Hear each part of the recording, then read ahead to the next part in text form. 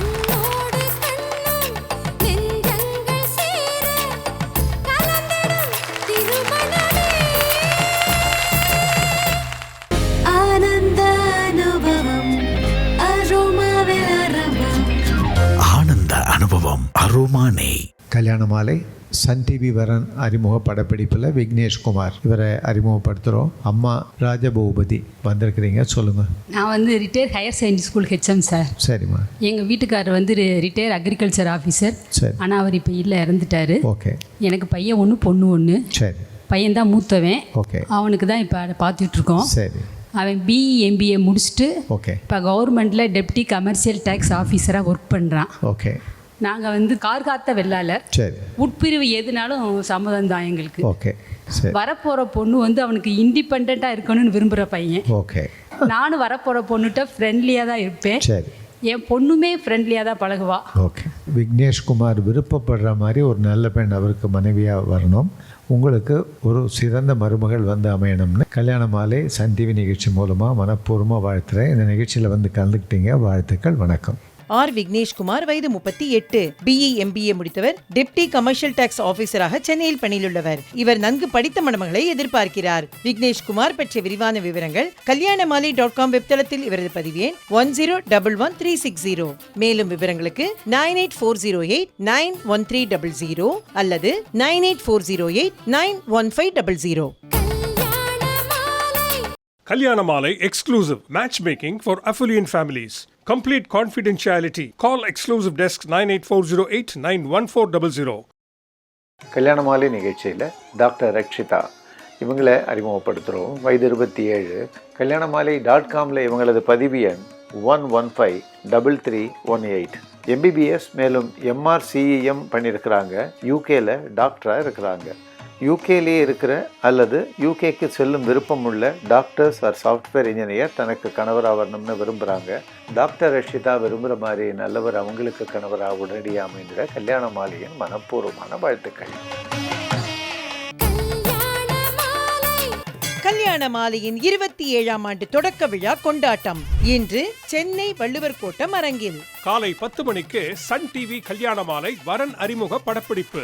தொடர்ந்து மாலை 3 மணிக்கு புலவர் ராமலிங்கம் தலைமையில் இளைஞர்கள் பங்கேற்கும் கலகலப்பான பட்டிமன்றம். மாலை 5 மணிக்கு திருமதி சுதா ரகுநாதன், திரு ஹரி தியாகராஜன், கல்யாண மாலை திரு டிவி மோகன், திருமதி ரேகா சுதர்சன், திரு சுஜித் குமார் சாதனையாளர்கள் பங்கேற்கும் உலக புகழ் கல்யாண மாலை பேச்சரங்கம். அனைவரும் வருக, அனுமதி இலவசம். மேலும் விவரங்களுக்கு 9840891300 அல்லது 9840891500.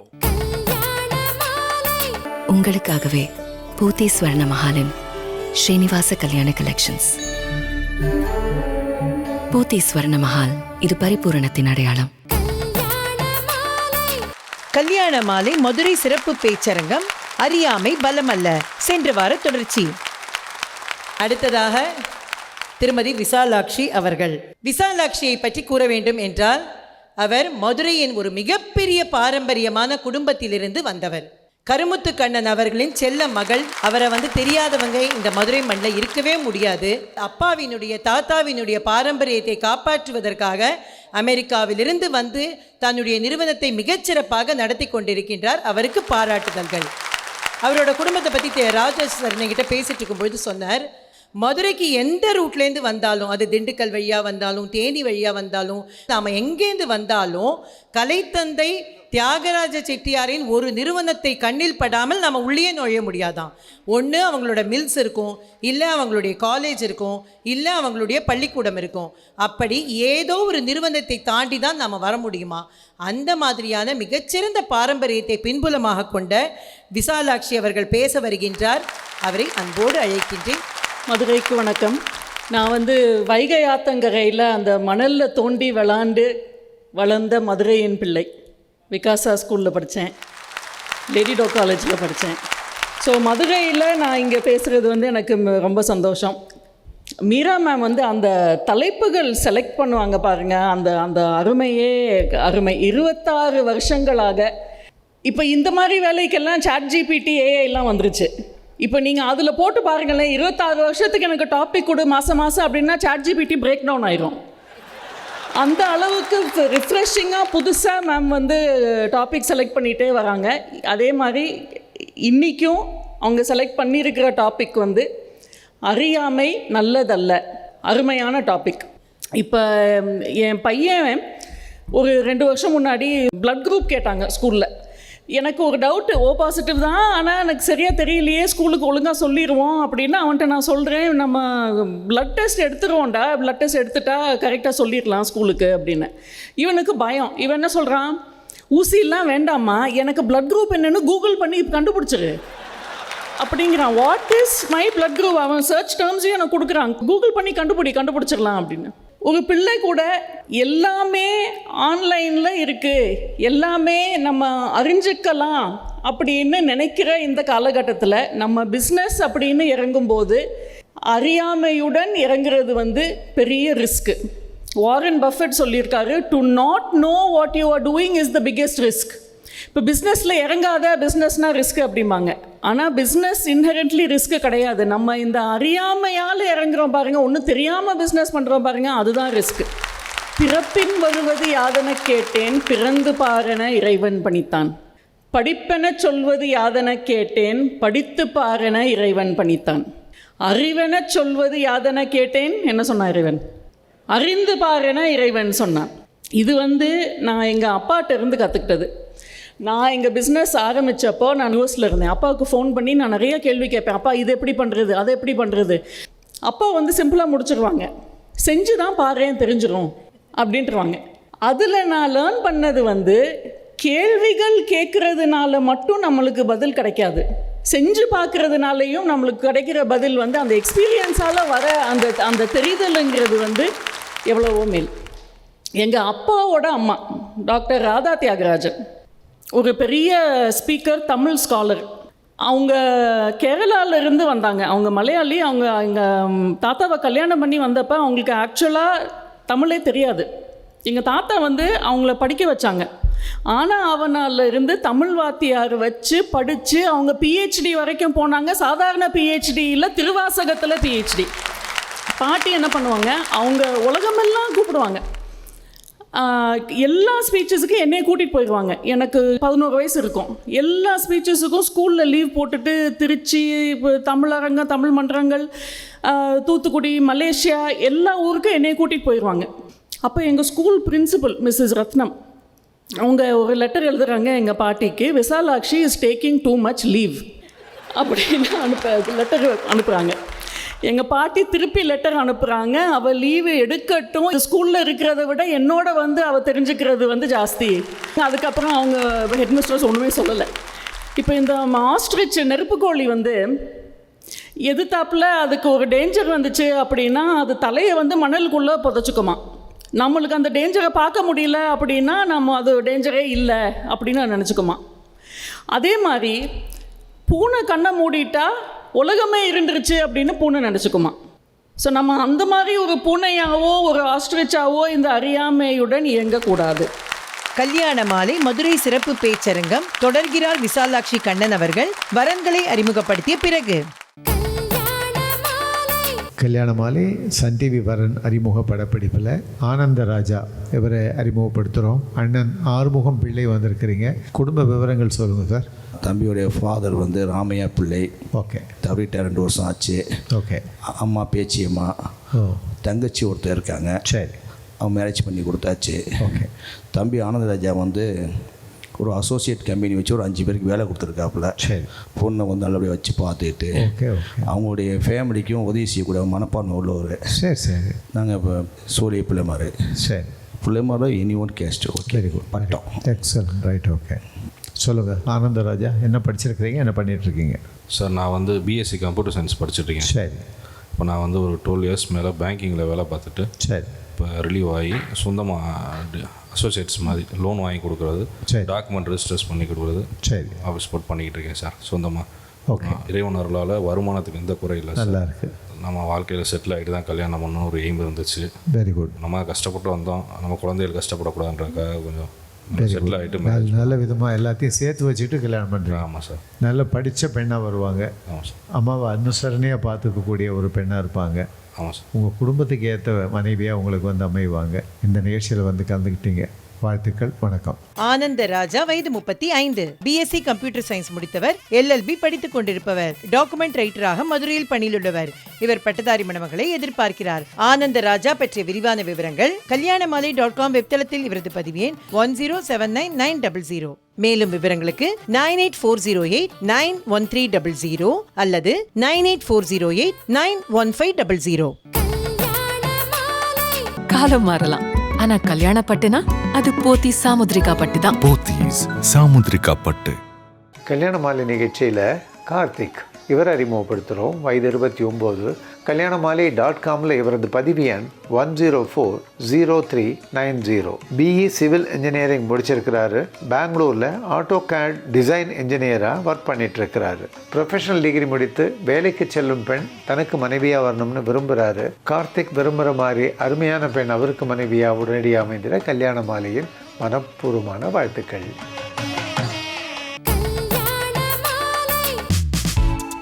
கல்யாண மாலையின் எக்ஸ்க்ளூசிவ் மேட்ரிமோனி, பிரத்யேகமான மற்றும் பாதுகாப்பான சேவை. வரனின் வயது 25. அசைவம் பிரிவை சேர்ந்த இவர் எம்பிபிஎஸ் முடித்து டாக்டராக பிராக்டிஸ் செய்து கொண்டிருப்பவர். வசதியான குடும்பத்தை சேர்ந்த இவர் 21 வயது முதல் 24 வயதுக்குள் அசைவம் பிரிவை சேர்ந்த நன்கு படித்து தனக்கு இணையான உள்ள குடும்பத்திலிருந்து பெண்ணை எதிர்பார்க்கிறார். மேலும் விவரங்களுக்கு 9789975900.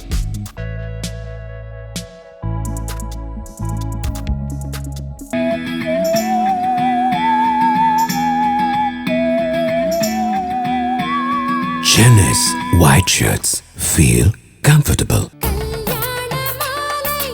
கல்யாண மாலையின் 27ஆம் ஆண்டு தொடக்க விழா கொண்டாட்டம் இன்று சென்னை வள்ளுவர் கோட்டம் அரங்கில் காலை 10 மணிக்கு சன் டிவி கல்யாண மாலை வரன் அறிமுக படப்பிடிப்பு. தொடர்ந்து மாலை 3 மணிக்கு புலவர் ராமலிங்கம் தலைமையில் இளைஞர்கள் பங்கேற்கும் கலகலப்பான பட்டிமன்றம். மாலை 5 மணிக்கு திருமதி சுதா ரகுநாதன், திரு ஹரி தியாகராஜன், கல்யாண மாலை திரு டிவி மோகன், திருமதி ரேகா சுதர்சன், திரு சுஜித் குமார் சாதனையாளர்கள் பங்கேற்கும் உலக புகழ் கல்யாண மாலை பேச்சரங்கம். அனைவரும் வருக, அனுமதி இலவசம். மேலும் விவரங்களுக்கு 9840891300 அல்லது 9840891500.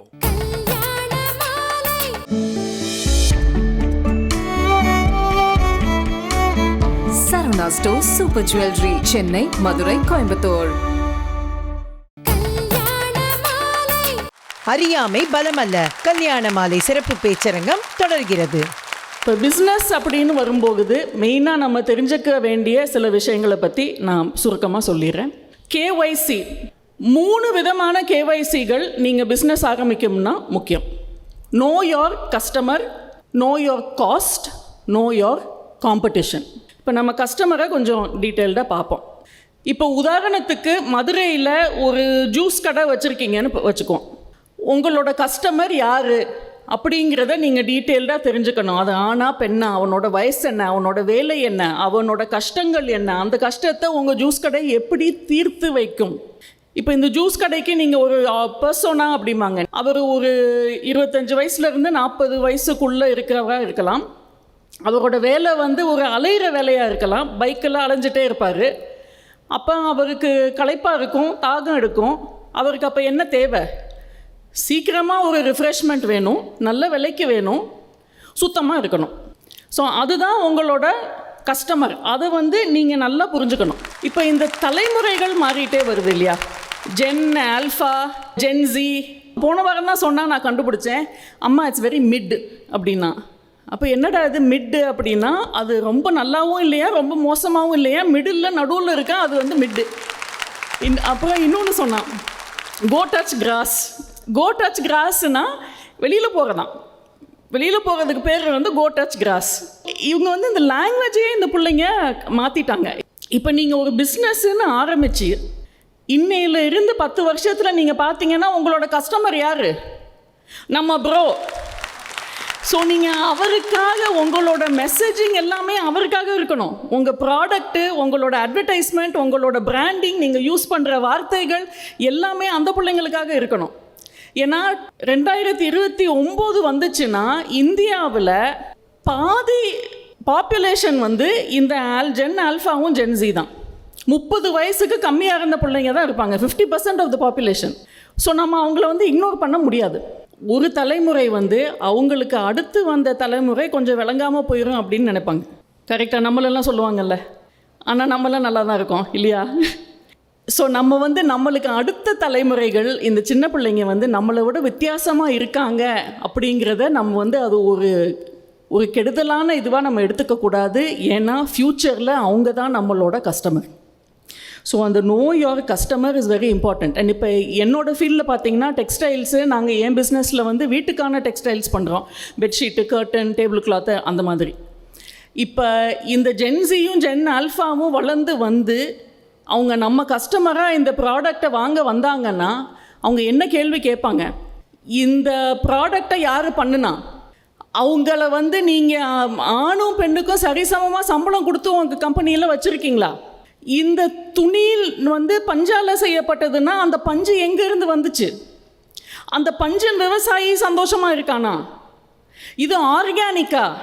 நீங்கள் ரீசைக்கிளிங் பண்ணுறீங்களா? நீங்கள் வாட்டர் வேஸ்ட் எல்லாமே ரீசைக்கிள் பண்ணுறீங்களா? இந்த பிள்ளைங்க எல்லாம் இந்த கேள்வி கேட்டு தான் வாங்குவாங்க. நீங்கள் இதுக்கு அக்கார்டிங்காக நீங்கள் ப்ராடக்ட் வச்சுருந்தீங்கன்னா என்ன விலைக்குனாலும் வாங்குவாங்க இந்த பிள்ளைங்க. So know your customer.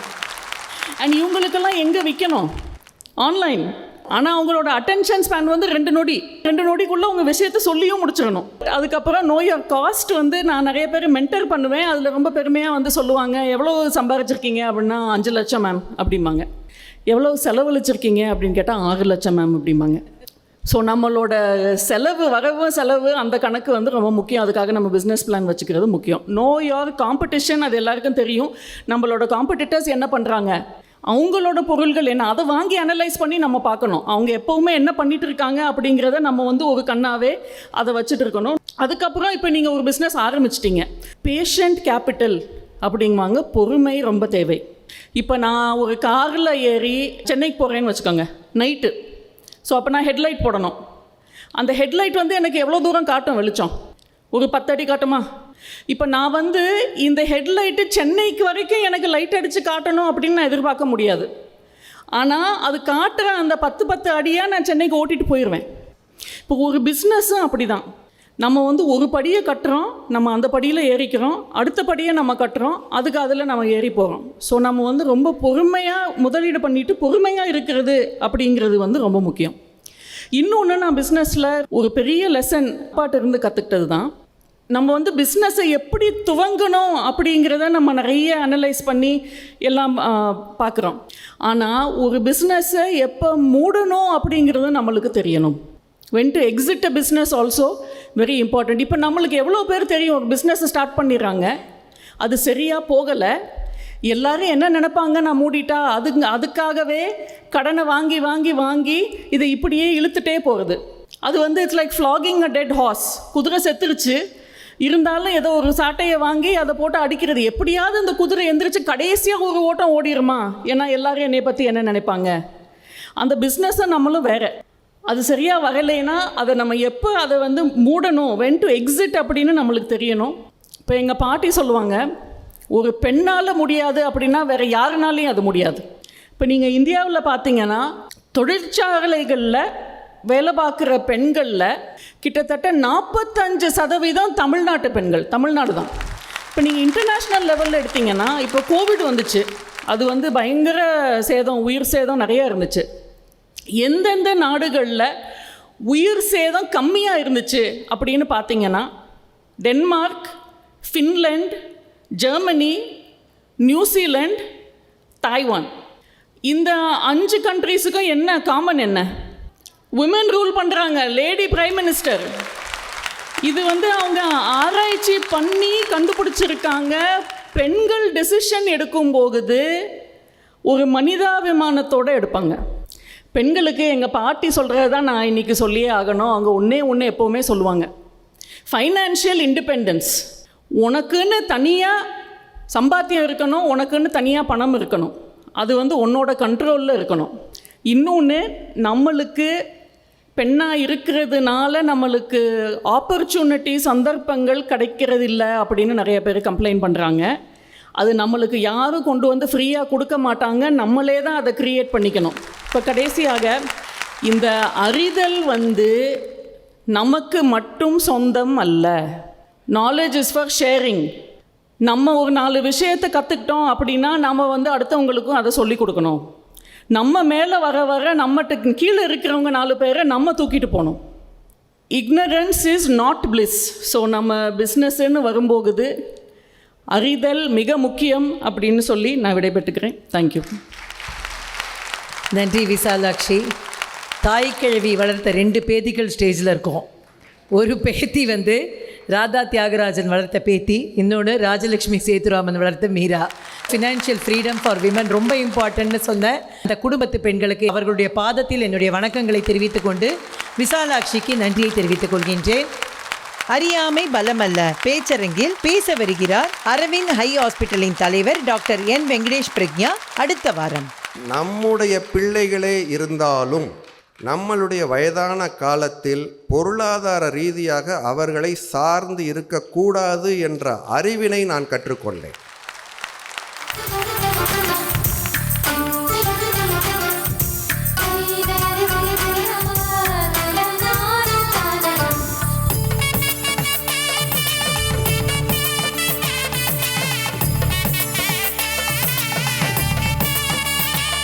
உங்கள் வீட்டு வரனுக்கு மிகச் சிறப்பான இல்வாழ்க்கை துணை அமைய பதிவு செய்து கொள்ளுங்கள். kalyanamaalai.com.